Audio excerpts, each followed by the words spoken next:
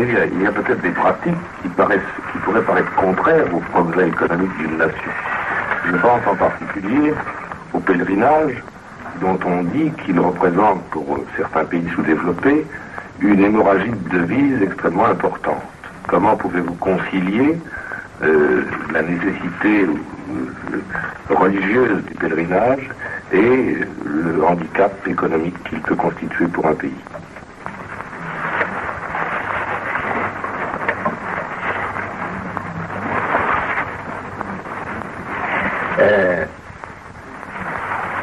Le pèlerinage de la Mecque, c'est là un rite qui est antérieur à l'islam. Il s'agissait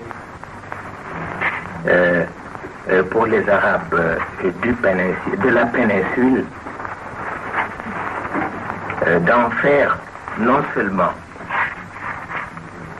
un régal pour les dieux du temple sacré, mais aussi une occasion où toutes les questions économiques devaient être débattues. Pour eux, c'était la grande foire où tous les produits étaient exposés, produits littéraires, produits alimentaires, produits de toutes sortes. Mais le prophète, lui, et en accord avec le Coran, en a fait le congrès annuel des musulmans. Comme vous le voyez, dans l'islam, tout acte politique doit s'accompagner nécessairement d'un geste de prière. C'est toujours ce grand mariage tant souhaité entre subjectivité et objectivité. Raison pour laquelle d'ailleurs Mohammed sallallahu alayhi wa sallam a su dès le début de sa mission écarter tout ce qui avait trait au folklore et au farfelu, afin que partout et dans tous les domaines, la pureté et la simplicité prennent le pas sur un paganisme dégradant et mal compris.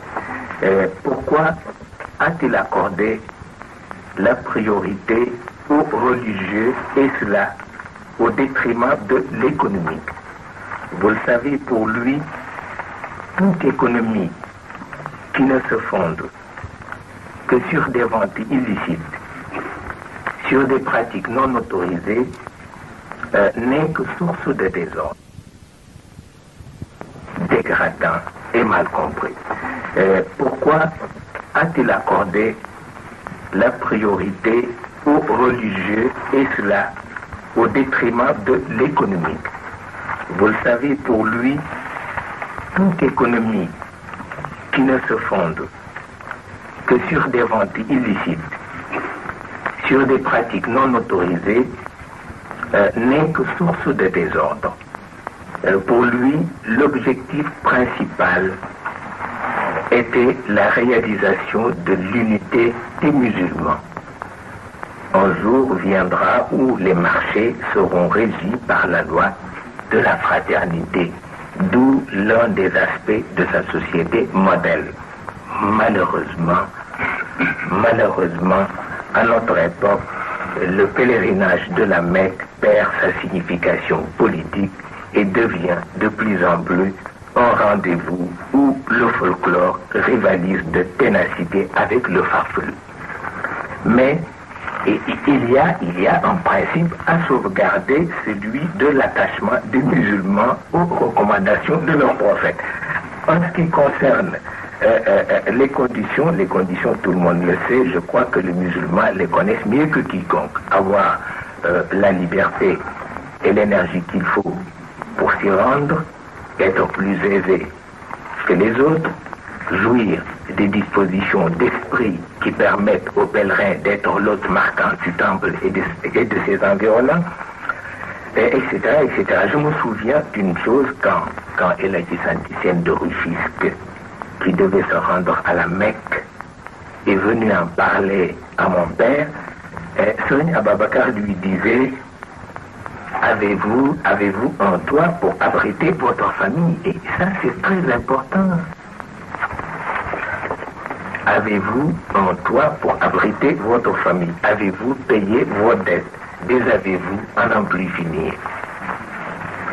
Vous voyez donc que mon père, qui d'ailleurs n'a jamais été à la Mecque, avait bien raison de dire qu'il est 10 fois plus facile d'effectuer un voyage à la Mecque que de s'acquitter correctement de ce grand devoir qu'est le pèlerinage.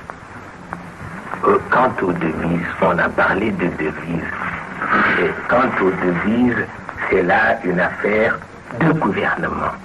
C'est ça, je ne suis pas très fort en matière de devises, d'autant qu'il y a des deux côtés de l'Arabie et du Sénégal des conventions économiques et des représentations diplomatiques qui, j'en suis sûr, permettraient de situer le problème. N'est-ce pas là une question qui forcément entraînerait certains voyages de loisirs? Au Sénégal, on a souvent tendance à oublier qu'on est un pays sous-développé. Le gouvernement, comme le peuple, doit en tenir compte.